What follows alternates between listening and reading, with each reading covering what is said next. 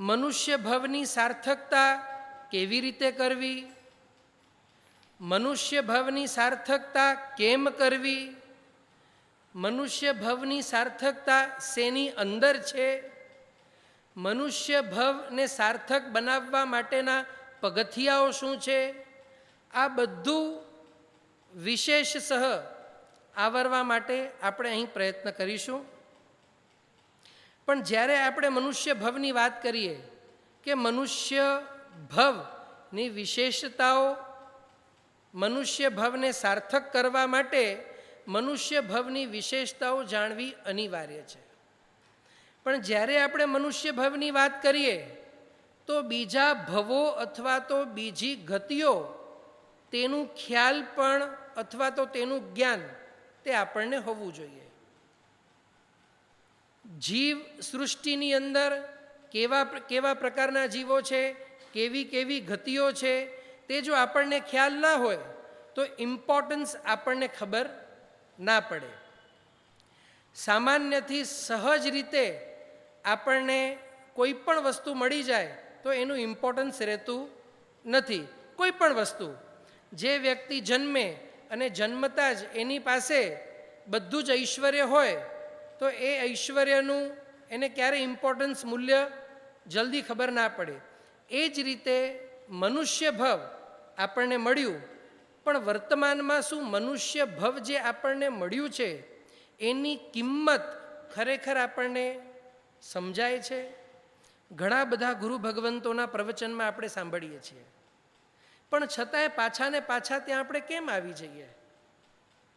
1 કલાક સાંભળીએ, 1 કલાક એના તરંગો ચાલે, બીજા ત્રીજા કલાકમાં ઓસરતા ઓસરતા બપોર સુધી ઓસરી જાય, બપોરની ચા પીએ અને સાંજમાં બીજા પાટા ઉપર ગાડી આગળ વધી જાય અને રાત્રે 8-9 વાગે એટલે મહાગુરુ સામે આપણે બેસી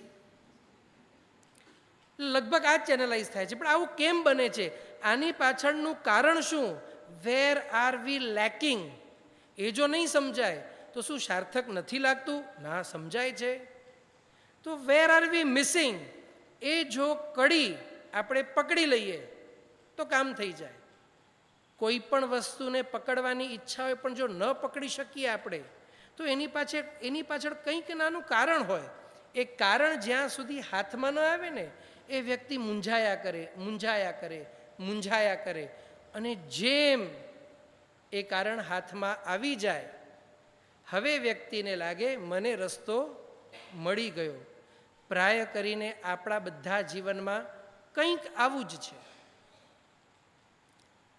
આ વિશ્વની અંદર જ્ઞાની ભગવંતોએ 4 ભિન્ન ભિન્ન ગતિઓ બતાડી અને એ ગતિની અંદર અલગ અલગ ભવો છે. 4 ગતિના નામ પ્રાય કરી આપણે બધાને આવડતા જ હશે: નરક ગતિ, તિર્યંચ ગતિ, મનુષ્ય ગતિ અને દેવ ગતિ. મનુષ્ય ભવની સાર્થકતા કેમ કરવી એ તો હજી આગળ. શાસ્ત્રકાર ભગવંતો કહે છે સૌથી વધુ પાવરફુલ ગતિ એ મનુષ્ય ગતિ છે. મનુષ્ય ભવ, મનુષ્ય ગતિ શ્રેષ્ઠ છે, સમજાય. પાવરફુલ કઈ? ધ મોસ્ટ પાવરફુલ ગતિ ચારેમાંથી કોઈ હોય તો મનુષ્ય છે. જો આપણને પ્રશ્ન પૂછવામાં આવે કે મનુષ્ય વધારે પાવરફુલ કે દેવો વધારે પાવરફુલ, વિચારીને બોલજો. મનુષ્ય વધારે પાવરફુલ કે દેવો વધારે પાવરફુલ? કારણ કે અત્યાર સુધી આપણે શું જોયું? મનુષ્ય બિચારો કંઈ ન કરી શકે અને દેવ તો આમ કરે તો સોનાના ઢગલા થઈ જાય, ઊંધી વળેલી ગાડી સીધી વળી જાય. બધું આ બધું આપણા કલ્પનાની અંદર છે. પણ શક્તિઓ 2 પ્રકારની છે, બળ 2 પ્રકારના છે. એક છે શરીર બળ અને એક છે મનોબળ. અપેક્ષાએ મનુષ્ય કરતાં શરીર બળ પણ કોઈનું વધે નહીં અને મનોબળ પણ કોઈનું વધે નહીં. અપેક્ષાએ કહું છું. અપેક્ષા એ રીતે તીર્થંકરો કરતાં શારીરિક બળ કોઈનું અધિક હોય નહીં અને તીર્થંકરો મનુષ્ય છે. પણ તીર્થંકર ભગવંતો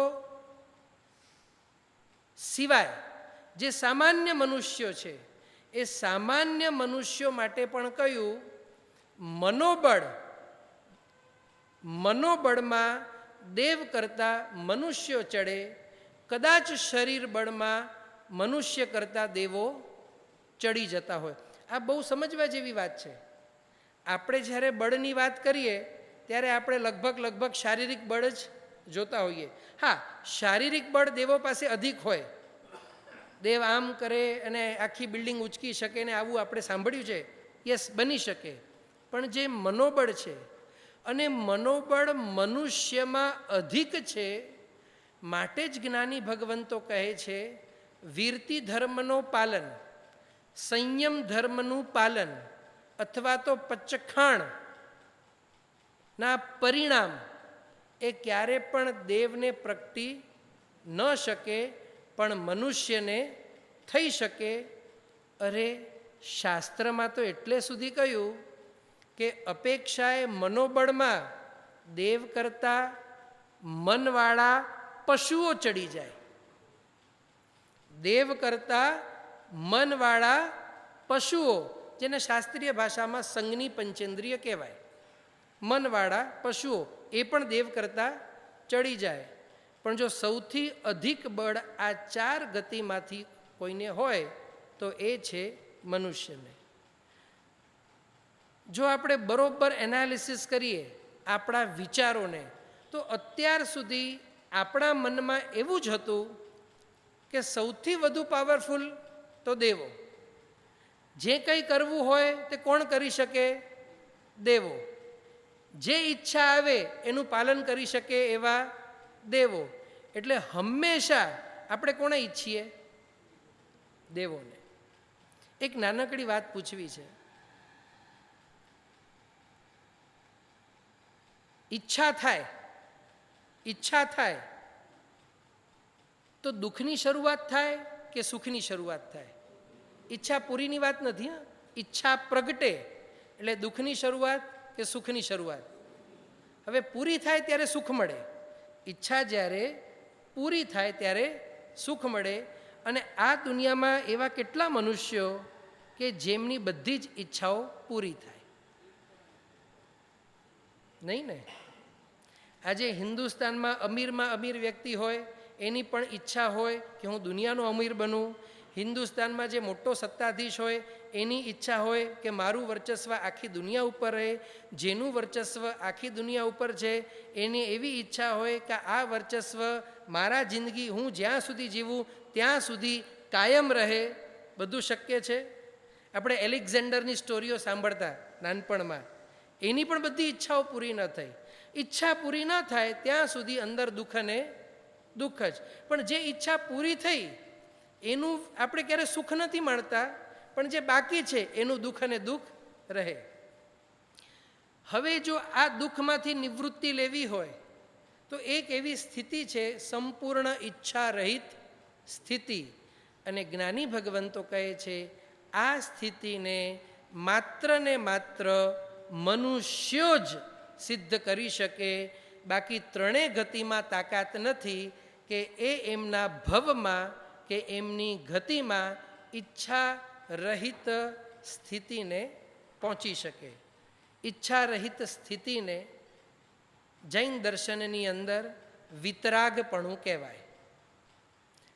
જે સ્થિતિમાં કોઈ જ ઈચ્છા નથી. દેવો ખપ્પે એટલું ધારે, દેવો ખપ્પે એવી સાધના કરે, પશુઓ ખપ્પે એવી સાધના કરે.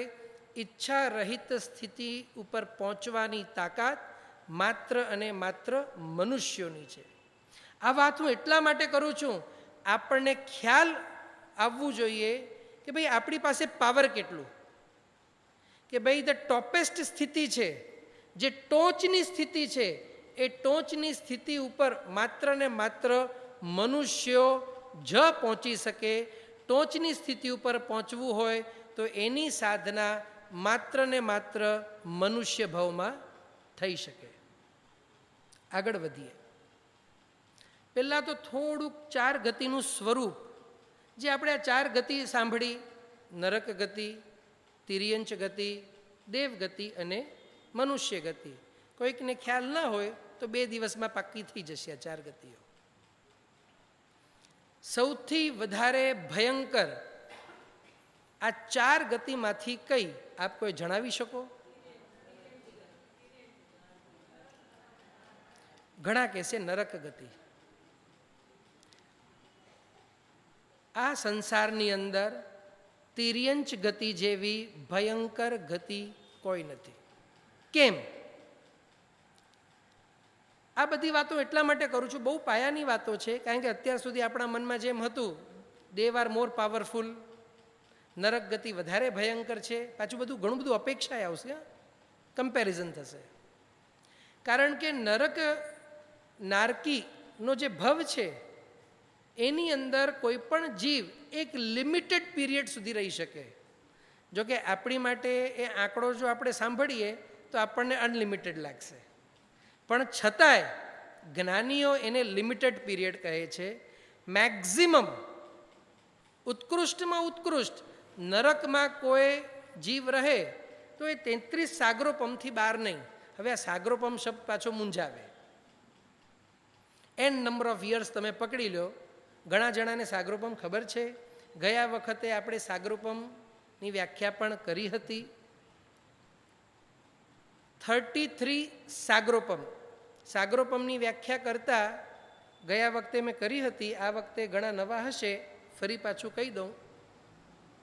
1 યોજન લાંબુ, 1 યોજન પહોળું, એપ્રોક્સિમેટ 12 કિલોમીટર્સ લાંબુ, 12 કિલોમીટર્સ પહોળું અને 12 કિલોમીટર્સ એટલે 12,000 મીટર એપ્રોક્સિમેટ ઊંડું.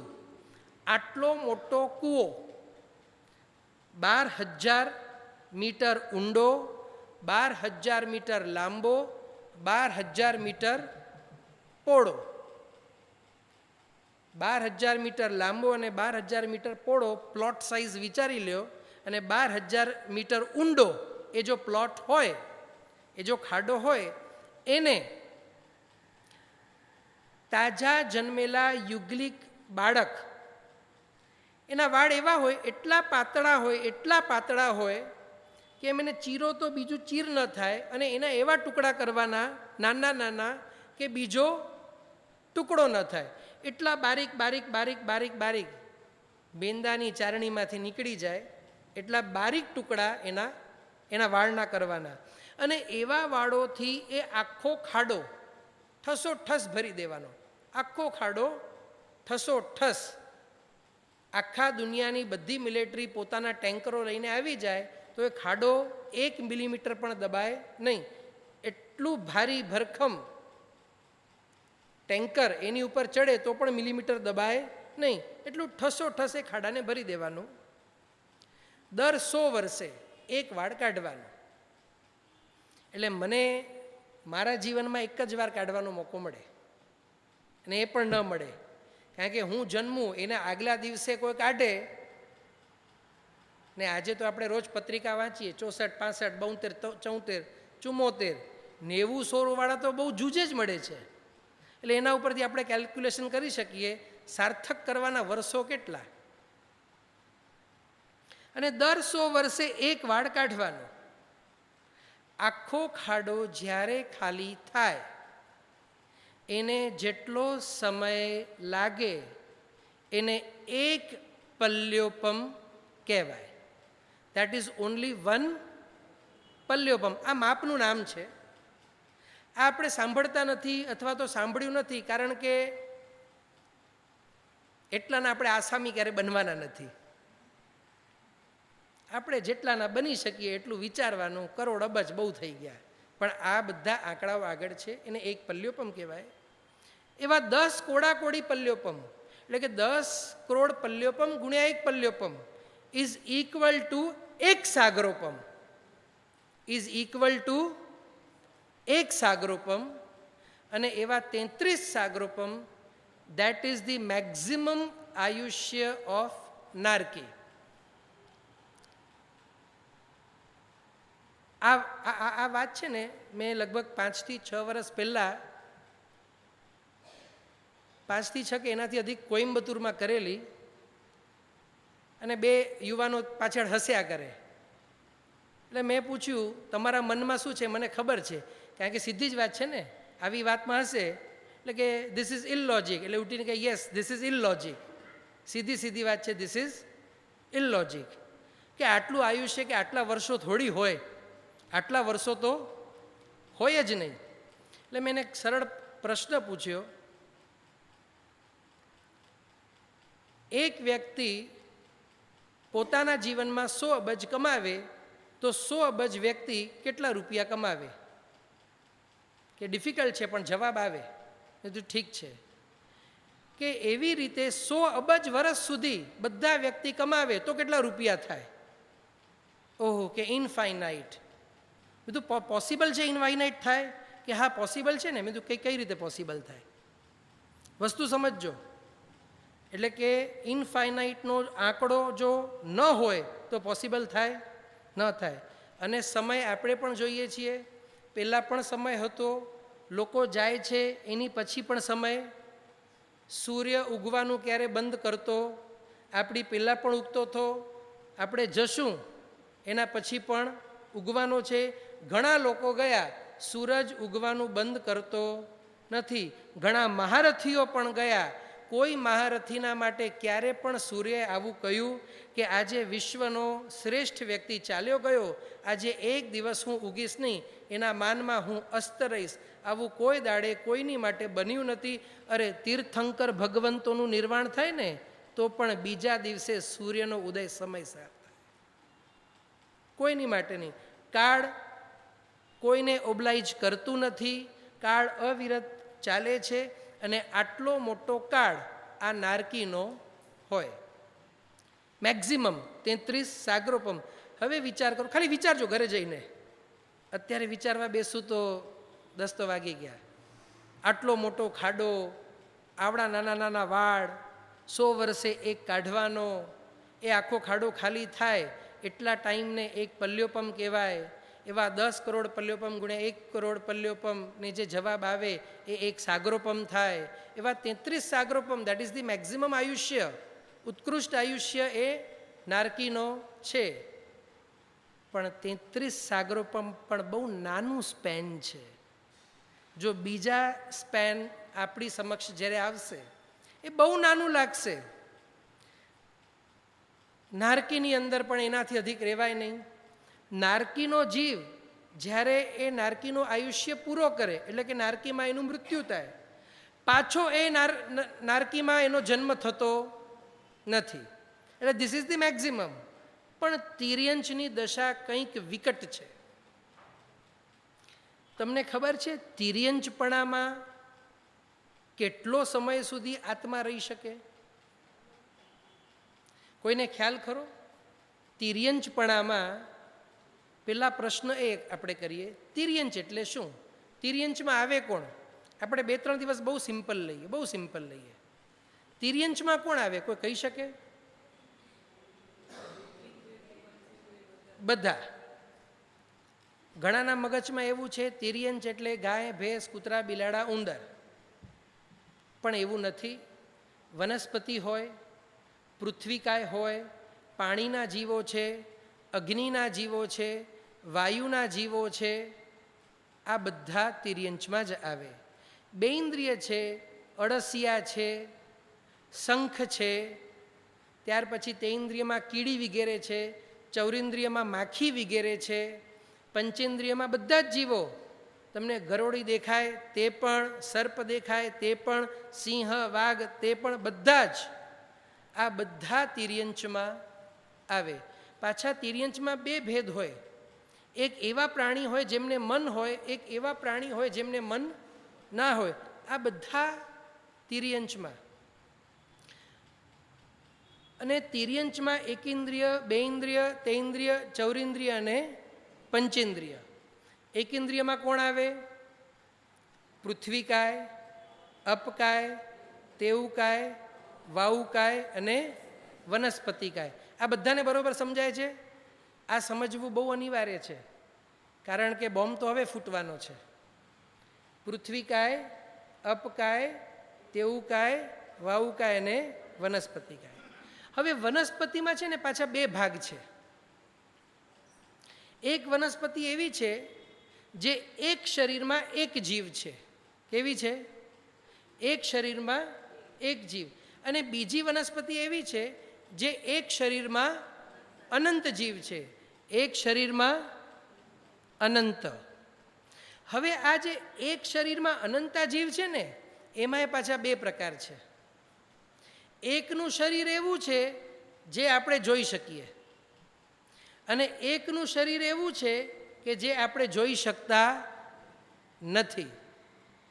અને જે આપણે જોઈ શકતા નથી વનસ્પતિનો શરીર, પણ એક શરીરમાં જીવો કેટલા? અનંતા. હવે વિચાર કરો, આપણે નરી આંખે ન જોઈ શકીએ તો એ શરીરની સાઈઝ કેવી હશે? ઇમેજિન કરો. આ મારા બે હાથની વચમાં જેટલી જગ્યા છે ને એની અંદર એ અસંખ્ય શરીરો એમના હશે. કેટલા? અસંખ્ય શરીરો. અને એક શરીરમાં કેટલા? અનંતા. અને આપણું આખું વિશ્વ એ જીવોથી ઠસોઠસ ભરેલું છે. હવે આગળ એમાંથી મોટા ભાગના જીવો ક્યારે પણ બહાર આવવાના નથી. ક્યારે પણ નહીં. મેક્ઝિમમ એ ભાવમાંથી ક્યારે પણ બહાર નથી આવવાના. Can you imagine? આગળ તમને કહું, તમને બધાને ખબર છે મોક્ષમાં સિદ્ધ ભગવંતના જીવો કેટલા? અનંતા. આ સંસારમાં ખાલી તમે કંદમૂળને છોડી દો, ખાલી તમને 32 અનંતકાય, અનંતકાય ખબર છે ને? 32 અનંતકાય એટલે 32 પ્રકારના અનંતકાય આવે. એને તમે છોડી દો. એના સિવાય આ સૃષ્ટિમાં, સૃષ્ટિ જ્યારે હું શબ્દ બોલું છું ત્યારે 14 રાજલોક સમજજો. એની અંદર દેવલોક પણ આવી જાય, એની અંદર નરક પણ આવી જાય, એની અંદર આપણી પૃથ્વી, તીર્છાલોક, મનુષ્યલોક બધું જ આવી જાય. જૈન દર્શનનું જે આખું વિશ્વ છે, આ વિશ્વની અંદર જેટલા પણ પૃથ્વીના જીવો છે, જેટલા પણ પાણીના જીવો છે, જેટલા પણ પાણીના જીવો તમને ખબર છે કેટલા? એક ટીપામાં કેટલા? એક ટીપામાં અસંખ્ય. તો ખાલી ઇન્ડિયન ઓશનમાં કેટલા? ઇમેજિન કરો, ખાલી ઇમેજિન કરો, ખાલી ઇમેજિન કરો. શબ્દ નહીં બોલો, શબ્દોમાં ગોટાળા આપણે કરીશું. જો ઇન્ડિયન ઓશનમાં એટલા, તો 7 ઓશનમાં એક ટીપામાં અસંખ્ય. તો આટલા બધા ઓશન ને નાયગ્રા ફોલ ને આ ફોલ ને ભેડાઘાટ ને ધુઆધાર ફોલ ને કેટલું પાણી ને કેટલા જીવો માથું ફરી જાય. ફરે કે નહીં? આમ વિચારીએ તો જાય આંકડો આવે જ નહીં. આ બધા પાણીના જીવો, બધા અગ્નિના જીવો, જે આપણને વનસ્પતિ દેખાય છે અનંતકાયને છોડીને, સાધારણ વનસ્પતિ કાયને છોડીને, દૂધી હોય, તુરિયા હોય, ગુલાબ હોય, ઝાડના પાંદડા હોય, એક પાંદડામાં એક જીવ, એક ઘાસમાં એક જીવ, આ બધા જીવોને ભેગા કરો. ત્યાર પછી અગ્નિના જીવોને ભેગા કરો, જેટલું વાયુ છે એ બધા જીવોને ભેગા કરો, બધા બેઇન્દ્રિયને ભેગા કરો, બધા તેઇન્દ્રિયને ભેગા કરો, બધા ચૌરિન્દ્રિયને ભેગા કરો અને બધા જ પંચેન્દ્રિયને ભેગા કરો. આ બધાનું ટોટલ આખા દરિયામાં જેટલા પાણીના જીવો, અગ્નિના જીવો, આ બધાનું ટોટલ કરો ને તો એનો આંકડો સિદ્ધ ભગવંતો કરતાં ઓછું. સિદ્ધ ભગવંતની જેટલી સંખ્યા છે ને એના કરતાં આનો આંકડો હાસ ગણે સિદ્ધિ વાય ચિંતા ને હસીએ પૂછી બહુ આવું થાય ને. હવે આગળ ચાલો. પણ સિદ્ધ ભગવંતનો જે આંકડો છે ને, સિદ્ધ ભગવંતનો આંકડો છે એના કરતાં વધારે આંકડો શેમાં છે તે જાણીએ. કંદમૂળ લ્યો, કોઈ પણ એક લ્યો, એક બટેટું લ્યો, એક કાંદો લ્યો, એક સાકરિયા લ્યો, સ્વીટ પટેટો લ્યો, જે લેવું હોય એનામાં સોય ભોકો, સોય ભોકીને સોયને બહાર કાઢો તો એ સોયના ટોચ ઉપર એ બટેટો કેટલો આવે? આવે કે ના આવે? થોડું ઘણું, બરોબર ને? એની અંદર અસંખ્ય શરીર છે. કેટલા? બરોબર સાંભળજો, શું છે? અસંખ્ય શરીર. અને એમાંથી એક શરીરમાં અનંતા જીવો. કેટલા જીવો છે? જવાબ નથી આવતો, કાં તો ડર લાગે છે, કાં તો સમજાતું નથી. કેટલા જીવો છે? અનંતા. અને આ બટેટાના આટલા ટોચ ઉપર, સોયના અગ્રભાગ ઉપર જે બટેટાનું પ્રમાણ છે એમાં અસંખ્ય શરીરો છે. અને એમાંથી એક શરીરમાં અનંતા જીવો છે. અને આ જે અનંતા જીવો છે ને, એમની સંખ્યા સિદ્ધ ભગવંતો કરતાં વધારે છે. આ સૃષ્ટિમાં રહેલા, ખાલી તમે અનંતકાયને બાજુમાં મૂકો, સાધારણ વનસ્પતિકાયને બાજુમાં મૂકો, બાકીના પૃથ્વીકાય, અપકાય, તેવુકાય, વાવુકાય, વનસ્પતિકાય, બે ઇન્દ્રિય, તે ઇન્દ્રિય, ચૌરિન્દ્રિય, પંચેન્દ્રિય, મનુષ્ય, દેવ, નારકી, ઘોડા, બિલાડા, કીડી, માખી, બધા, મચ્છર બચ્છર બધા આવી ગયા. કંથુઓ, ટોલો, ટોલા, બધા, બધું જે તમને ગણવું હોય તો બધા, પાણીના જીવો બધા, એમના કરતાં સિદ્ધ ભગવંતોનો આંકડો વધારે. અને એમના કરતાં આ એક શરીરમાં રહેલા જે જીવો છે એમનો આંકડો વધારે. ઘાટકોપર માર્કેટમાં જો ખાલી બટેટા ભેગા કરવામાં આવે તો કેટલા બટેટા નીકળે? હમણાં કદાચ ઓછા નીકળે. હિંગવાલામાં તાવ આવી ગયો છે, છોડો એને. પણ આમ સામાન્યથી કેટલા નીકળે? હવે વિચાર કરો, જો એક શરીરમાં આવડા આટલા બધા, તો એક બટેટામાં કેટલા? તો ટ્રક ભરીને બટેટામાં કેટલા? અને આ તો પાછું બટેટાને આપણે જોઈ શકીએ. એવા જ પાછા બીજા જીવો છે જેમનું શરીર આપણે જોઈ શકતા નથી, જે આ વિશ્વમાં ઠસોઠસ ભરેલા છે. એમના પણ એક શરીરમાં કેટલા જીવો? અનંતા. હવે વિચાર કરો, એમને જો બહાર આવવું હોય, એમને જો પૃથ્વીકાય આદિમાં આવવું હોય, પાણીના જીવ તરીકે આવવું હોય, એમને કીડીના જીવ તરીકે આવવું હોય, એમને મનુષ્ય તરીકે આવવું હોય, કોણે નથી આવવું? બધાને પ્રોગ્રેસ કરવું છે, બધાને કરવું છે. પ્રોબ્લેમ શું છે? Everybody wants to progress and go ahead, but the problem is ઉપર સીટ્સ આર લિમિટેડ. ઉપર જે છે ને એ સીટ્સ લિમિટેડ છે. તમને કોઈને પણ પૂછો, વલ્લભબાગ લેનના છેવાડા ઉપર રહેનાર વ્યક્તિને પૂછો કે વેસ્ટમાં રહેનાર વ્યક્તિને પૂછો, તમને ક્યાં જવું છે, તો બધાને વડાપ્રધાન બનવું છે. વસ્તુ સમજાય છે? મુલુંડમાં રહેનાર વ્યક્તિને પૂછો તો એને પણ વડાપ્રધાન જ બનવું હોય, પણ કેટલા બની શકે? કેમ? ચલો એક બને એટ અ ટાઈમ, પણ આમ તમે જેટલા સંસદ સભ્ય છે એ બધા સંસદ સભ્યમાંથી એમ કહી શકાય મોર દેન 10%ને ક્યારે પણ પીએમ બનવાનો ચાન્સ નહીં મળે. કોઈકને આગળ પાછળ મળી જાય, because seat is very limited. 125 કરોડમાં એક સીટ. વિચાર કરો, 125 કરોડમાં એક સીટ હોય તો એ સીટની આટલી બધી કિંમત હોય તો આ અનંતા અનંતા અનંતા અનંતા અનંતા જીવોની વચમાં સીટ્સ ઓફ મનુષ્ય કેટલી? જો ઘણી વખત એવું બને આપણું મગજ ત્યાં સુધી ન પહોંચે, આ અનંતા અનંતા સમજાતું નથી, કાંઈ વાંધો નહીં, આપણે કીડીઓથી હિસાબ લગાવવાનો. આપણા ઘરમાં કીડીઓ કેટલી એ પણ ન સમજાય તો ગારોડિયામાં મચ્છર કેટલા અને ગારોડિયામાં મનુષ્યો કેટલા, આ તો આવી જાય ને. કોઈ પણ ખૂણા ઉપર બેસો, મચ્છર ન કરડે એવું બને? આખા ગારોડિયામાં મનુષ્યો કેટલા?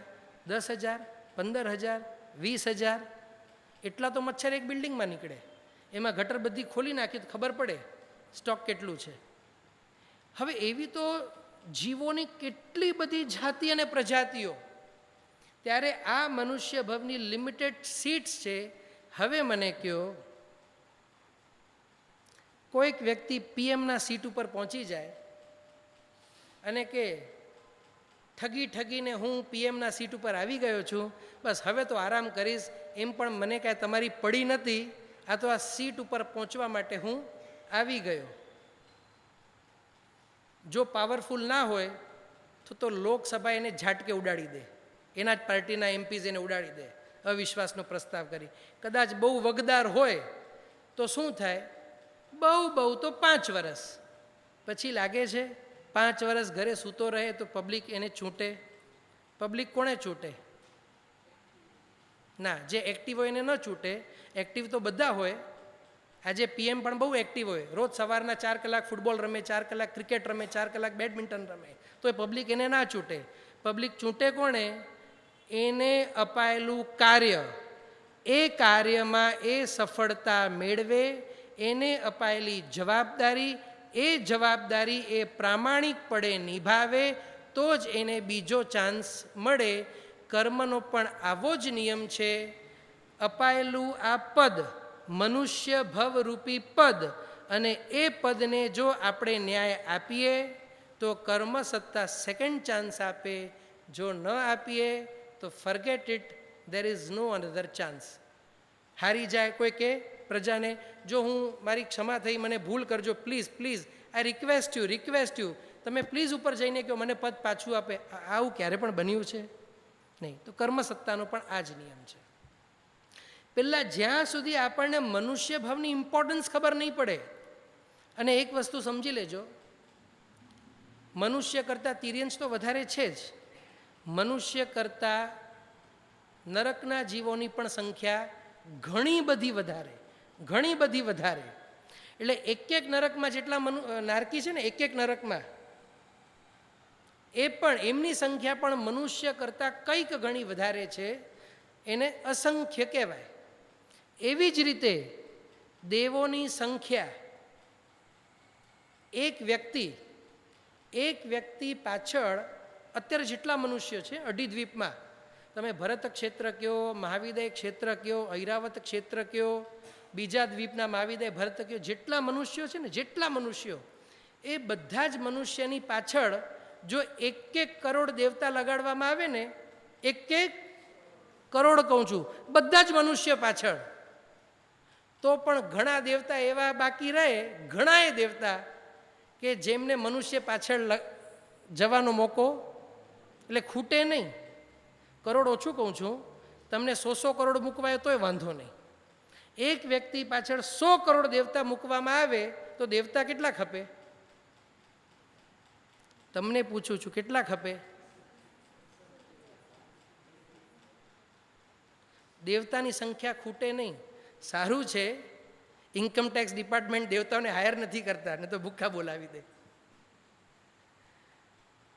દેવતાની સંખ્યા અસંખ્ય, નારકીની સંખ્યા અસંખ્ય, અને તિર્યંચો જો અનંતકાયને ભેળવો, જે પણ બટેટા, કાંદા, ગાજર, બીટ, આ બધાને પણ જો ભેળવો તો અનંતા, અને જો આમને બાકાત મૂકો, અનંતકાયને, સાધારણ વનસ્પતિકાયને બાકાત મૂકો તો અસંખ્ય.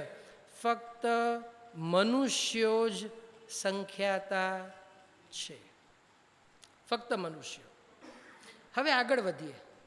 ઘણા લોકો કે વી ડોન્ટ બિલીવ કે વી આર મોર પાવરફુલ દેન દેવો. ઘણાને એવું મગજમાં પ્રશ્ન થાય. તમને એક વાત પૂછું, દેવલોકમાં નવા ઇન્વેન્શન્સ થતા હોય લાગે છે? દેવલોકમાં નવા ઇન્વેન્શન્સ થતા હોય એવું લાગે છે? હું ઇન્વેન્શનની વાત કહું છું, ન્યૂ ઇન્વેન્શન્સ, એવું લાગે છે? તિર્યંચોમાં નવા ઇન્વેન્શન. ઘણા વર્ષો પહેલાં કહેવત હતી, કાગડો પોતાનો માળો બાંધે નહીં, એવું મેં સાંભળ્યું છે. હે, કોયલ ન બાંધે કે કાગડો ન બાંધે? કાંગડો બાંધે અને કોયલ ન બાંધે. અને કોયલ કોણા? Very good. એટલે કોયલ બાંધે નહીં અને કાગડો બાંધે, અને કોયલ કાગડાનું હડપ કરી લે, બરોબર ને? ઘણા વર્ષો પહેલાં આ જ છે. આજે પણ એવું જ છે. કબૂતર પોતાના ચાંચમાં પેલું લઈ અને ઘર બાંધે. આજે પણ એવા જ બાંધે? કે એવું હતું પહેલાં કબૂતરો ઘાસના ઘર બાંધતા, હવે માટીના બાંધતા થયા, હવે કબૂતરો, આવું છાપામાં વાંચ્યું, now pigeons are also entering in RCC buildings, એટલે કે બાંધકામમાં ઘૂસી રહ્યા છે. આવું ક્યારે પણ સાંભળ્યું? જો ન્યૂ ઇનોવેશનની વાત છે. મારી વસ્તુ સમજાય છે ને? આ તો લોકોને બધું સમજાય. હવે સ્વચ્છ ભારત અભિયાનમાં જોડાવો, હવે આ ભારત અભિયાનમાં ક્યારે ગાયોમાં આવ્યું બધા ભેગી થઈને હવે સ્વચ્છ ઘાટકોપર અભિયાન, રોડને હવે આપણે ગંદા નહીં કર, ક્યારે પણ સાંભળ્યું? જો આપણે ક્યારે વિચારતા નથી. એ વાત જુદી છે.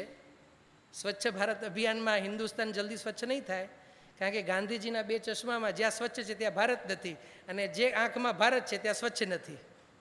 નહીં સમજ્યા? લોકો ખબર છે ને, ગાંધીજીના ચશ્મા સ્વચ્છ ભારત, તો જે કાચ ઉપર સ્વચ્છ છે ત્યાં ભારત નથી, જ્યાં ભારત છે ત્યાં સ્વચ્છ નથી.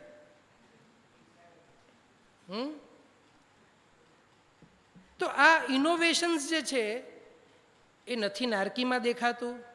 કે ભાઈ નારકીમાં ક્યારે સાંભળ્યું? નારકીના જીવો હવે બહુ ત્રાસી ગયા છે, હવે યુનિયન બનાવી અને પરમાધામીઓ સામે લડવા નીકળ્યા. નહીં ને? કે હવે દેવો કંટાળ્યા છે, દેવોએ નવા પ્રકારનું કંઈક આ કર્યું. નહીં, આ ઇનોવેશન્સ ખાલી મનુષ્યોમાં છે. શા માટે? ઘણી બધી એવી કળાઓ છે. શાસ્ત્રમાં આપણે વાંચીએ, સ્ત્રીઓની કેટલી કળા? 64 અને પુરુષોની 72 કળા. દેવોની કેટલી? સાંભળ્યું? 114 કળા, 115 કળા, અરે 5 કળા. નહીં ને? આપ વિચાર કરો, તિર્યંચો માટે કળા ન આવે, દેવો માટે કળા ન આવે. નારકીના જીવો તો બિચારા એમે ઉપાધિમાં સપડાયેલા છે. કળાઓ પણ કોણે? મનુષ્યને. ઇન્વેન્શન્સ પણ ક્યાં? મનુષ્યમાં. મનોબળ સૌથી ઊંચું ક્યાં? મનુષ્યમાં. ક્યારે દેવ માટે સાંભળ્યું? દીક્ષા લીધી, આચાર્ય પદવી ઉપર આરૂઢ થયા અને એ દેવને કેવલ જ્ઞાન થયું. નથી સાંભળ્યું ને? આપણે હંમેશા સાંભળીએ મનુષ્યને જ કેવલ જ્ઞાન થાય, દેવને નહીં, નારકીને નહીં, તિર્યંચને નહીં. અરે ધીસ પ્રૂવ્સ ધ સ્ટ્રોંગેસ્ટ ગતિ જો હોય તો એ મનુષ્ય ગતિ છે, એ મનુષ્ય ભવ છે. અને નથી લાગતું this is sufficient for one person.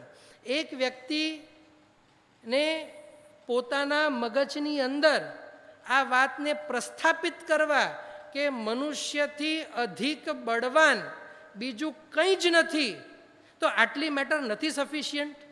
એના ઉપર ચિંતન મનન ન થઈ શકે? જુઓ, શાસ્ત્રકાર ભગવાન તો કહે છે, ધર્મ માર્ગની અંદર આગળ વધવું હોય તો ચિંતન મનન અનિવાર્ય છે. ચિંતન મનન વિના ક્યારે કંઈ ન થાય. તમે કોઈ પણ કાર્ય કરો, ચિંતન મનન વિના શક્ય બને? ઘરમાં લગ્ન પ્રસંગ હોય તો લગ્નમાં કરવાનું શું હોય? થોડી ખરીદી કરવાની હોય, કંકોત્રીઓ છપાવવાની હોય, વાડી ભાડવાની હોય, મહારાજને બોલાવવાના, બેન્ડ બાજાવાળાને બોલાવવાના, કેટરસને ઓર્ડર આપી દેવાનું, લગ્ન પૂરા થયા. એમાં બોલો કાંઈ વિચારવાનું હોય? આના સિવાય કાંઈ વિચારવાનું હોય? હા કે ના? આ ચાલો બજેટ આવી ગયું કે ભાઈ 10, 15, 20 લાખ જે પણ બજેટ નક્કી કર્યું, આટલામાં મને બધું પૂરું કરવું છે. એના સિવાય કાંઈ વિચારવા જેવું નહીં ને? નક્કી કરો, હવે ઘરમાં લગ્ન પ્રસંગ આવશે તો આ મને ખબર છે, હવે વિચાર્યા વિના હું લગ્ન પ્રસંગ પાર પાડીશ. Is it possible? કેમ નહીં? હવે વિચારવાનું શું? બોલો. આ તો એક નાનકડો પ્રસંગ છે, લગ્નનો પ્રસંગ. આવી રીતે કોઈ નવો બિઝનેસ શરૂ કરીએ તો, દુકાન લેવી છે, ફેક્ટરી લેવી છે, માલ ભરવો છે, બનાવવું છે, અથવા તો આમ કરવું છે અને વેચવું છે, આમાં કંઈ વિચારવાની જરૂર? હું આપને પૂછું છું. બધું પ્લાનિંગ હોવું જોઈએ. રસ્તો સામે દેખાય છે છતાંય વિચારવું અનિવાર્ય છે. દેખાતા રસ્તા ઉપર આંધળાની જેમ ચાલીએ તો 100% આપણને પરાજય પ્રાપ્ત થાય. ધર્મનો માર્ગ પણ ભલે સામે દેખાય છે, ચિંતન અને મનન વિના જો એના ઉપર આપણે ચાલીશું તો 100% આગળ નહીં વધીએ. પોસિબલ જ નથી. ચિંતન મનન તો પહેલાં ખપે. આ ચિંતન મનનનો પાયો છે કે હુ એમ આય, વેર એમ આય. હું મનુષ્ય છું. વેર એમ આય એટલે હું કઈ સ્થિતિમાં છું. આટલા બધા જીવો, આટલા અનંતા અનંતા અનંતા જીવો, આટલા બધા કીડી મકોડા બિચારા શું કરી શકે? કીડીને ઉપદેશ સાંભળવું હોય તો સાંભળી શકે? કાન જ નથી. દર્શન કરવા હોય તો આંખ જ નથી. અને પરમાત્માની વાણી એની સુગંધ તો હોય નહીં. તમે વિચાર કરો. અને પંચેન્દ્રિય જીવ, સંઘની પંચેન્દ્રિય જીવ, ગાયને જો વ્યાખ્યાન સાંભળવું હોય તો બરોબર 7:15 વાગે અહીંયા આવે. ગાયને ખબર પડી કે ભાઈ જ્ઞાન શતક ચાલુ છે, હાલો હું પણ જરાક સાંભળવા જાઉં, અને વચમાં આવીને બેસે તો શું થાય? કાં એને ભગાડે કાં બીજા ભાગી જાય. આ હાલત છે. કોઈ ભાવમાં મનુષ્ય ભાવને છોડી દો. હા, થોડીક સગવડ દેવોને છે.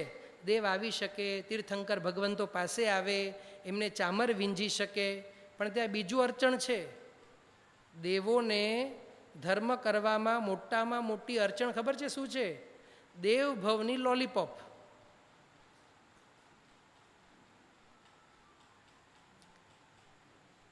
અત્યારે સરસ મજાની વાતો, ધર્મની વાતો ક્યાંક પીરસાતી હોય, બરોબર સમજો, ધર્મની સરસ મજાની વાતો ક્યાં અપાતી હોય કે પીરસાતી હોય, આપણને પણ ત્યાં જવાનું મન થાય કે ન થાય? અને જઈએ, અને બહુ સારી રીતે આપણે જઈએ. અને સમજી લો કે 9:30 કે 9 જે પણ વ્યાખ્યાનનો ટાઈમ હોય, બહુ સારું વ્યાખ્યાન છે, સરસ મજાની જીવનની ખબર પડે છે, વૈરાગ્ય પ્રગટે એવી જીનવાણી ગુરુ ભગવંતો આપી રહ્યા છે. અને તરત વ્યક્તિનો ફોન આવે કે ભાઈ જે તમે ડીલની વાત કરી હતી એ ડીલ નક્કી છે, અને એનો સોદો કરવા હું કાલ 9:30 વાગે આવું છું, અને આપે જે ભાવ કયો હતો એના કરતાં 10% વધારે ભાવ મેં અપ્રૂવ કરાવી લીધો છે, પણ શરત એક જ છે, આવતીકાલે 9:30 વાગે આપણે આ સહી સિક્કા કરી લેવાના છે, કારણ કે 11 વાગે પછી મને એરપોર્ટ તરફ રવાના થવાનું છે. શું કરીએ? બસ આવી લોલીપોપો દેવલોકમાં ઘણી છે. વસ્તુ સમજાય છે? અહીંયા આવતા આવતા વચમાં સરસ મજાનું નાટક આવે. સમજી લો આપણને ખબર પડી કે આજે એક જ દિવસ વ્યાખ્યાન છે આપણા ગામમાં, ને આપણે વ્યાખ્યાન માટે જઈએ, અને તરત જ આપણા મિત્ર મળે કે આજે એક જ દિવસ માટે એક જ શો બાહુબલી 2નું લાગ્યું છે. એક જ દિવસ માટે. શું કરીએ? જેમને ફર્સ્ટ જોયું હોય, ન જોયું તો ઠીક છે, એને પરવા જ ન હોય. મારી વસ્તુ સમજાય છે? બસ આવી રીતે દેવો આવતા હોય, અને વચમાં એવા નાટકો, એવા દૃશ્યો, એવી લુભામણીઓ. કદાચ આપણને લાગે મજા છે, પણ આ અંતરાય છે. આ અંતરાય છે. એ અત્યારે આગળ આપણે એના ઉપર વાત કરીશું. અને આવું છે આવું નથી, કારણ કે પરિસ્થિતિ એવી છે, એવી જકડી રાખે છે કે એને ત્યાં સુધી એ જીવને પહોંચવા દેતી નથી. જો સહજ હોય, સૌથી સહજ હોય, દેવો કદાચ તીર્થંકર હોય ત્યારે આવતા હોય, પછી શું અહીંયા તીર્થંકર ન હોય? અને કે બધા દેવોને કહે, અરે અત્યારે તીર્થંકરો કેટલા? 20 જ. અઢી દ્વીપમાં તીર્થંકરો કેટલા? અને દેવોનો આંકડો મેં તમને કહ્યો કેટલો છે? ગણતરીની બહાર. એટલે કેટલા તીર્થંકરો પાસે જશે બોલો? કેટલા દેવો? લાઈન લાગી છે ત્યાં તો. જેમને જવું છે ને એમની માટે પણ. ને આપણી બધાની આદત છે લાઈન જોઈને આપણે દેવો એનાથી વધારે આડશું. ચલો, અમુક હોય, સમ્યક્ત્વી હોય તો પહોંચે, ન પહોંચે એવું નથી, પણ સૌથી સુગમતા એ મનુષ્ય ભાવમાં છે. હજી આગળ જઈએ, 5 મિનિટમાં પૂરું કરીએ, આપણો સમય થાય છે. મનુષ્ય ભાવની અંદર પણ આ બધી વાતો મળે કોણે? કાં તો આર્ય ભૂમિ હોય, આર્ય સંસ્કૃતિ હોય. આજે વિદેશની અંદર તમે જાઓ, પહેલાં તો મોટા ભાગને એ ખબર નથી કે એગ એ નોન વેજીટેરિયનમાં આવે. મોટે ભાગે એગ તો વેજીટેરિયનમાં જ ગણાય છે. અને આપણે વિગન જોઈએ તો કદાચ દૂધ આદિ ન વાપરતા હોય, પણ કંદમૂળમાં તો પ્લાન્ટ્સ છે. જો આજે આટલું સૂક્ષ્મ જ્ઞાન દુનિયાના કયા ખૂણામાં છે? તો એ માત્ર હિન્દુસ્તાનમાં છે. અને બીજા કોઈ દેશમાં હોય ને તો it is exported from India. એ પણ સમજી લેજો. ત્યાં એની ઉત્પત્તિ તો આ જ્ઞાનની ઉત્પત્તિ હિન્દુસ્તાન સિવાય ક્યાંય નથી. અને આ તો માત્ર એક અહિંસાની વાત છે. એવા બીજા જે વ્રતો છે જે ભગવાને બતાડ્યા છે, જો ઊંડાણથી એના ઉપર ચિંતન મનન કરવામાં આવે તો સ્પષ્ટ ખબર પડે, this is the only way to B happy. This is the only way to B happy. આપણા મગજમાં શું સૌથી સુખી કોણ? આમ ભૌતિક જગતમાં આપણે જોઈએ તો સૌથી સુખી કોણ? એટલે કે સુખ શેનાથી પ્રાપ્ત થાય? ભોજનથી, ધનથી, શેનાથી પ્રાપ્ત થાય? એ ધન તો કહેવું જ પડે ને આપણને, ઈચ્છીએ કે ન ઈચ્છીએ.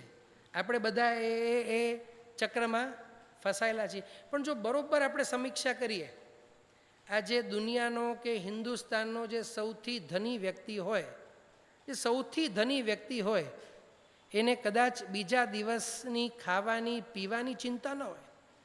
પણ સાચું બોલો, બીજા દિવસની ચિંતા હોય કે ન હોય?